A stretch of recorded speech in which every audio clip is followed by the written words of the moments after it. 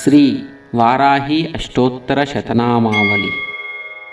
ॐ गिरिचक्ररथारूढायै नमः। ॐ शत्रुसंहारकारिण्यै नमः। ॐ क्रियाशक्तिस्वरूपायै नमः। ॐ दण्डनाथायै नमः।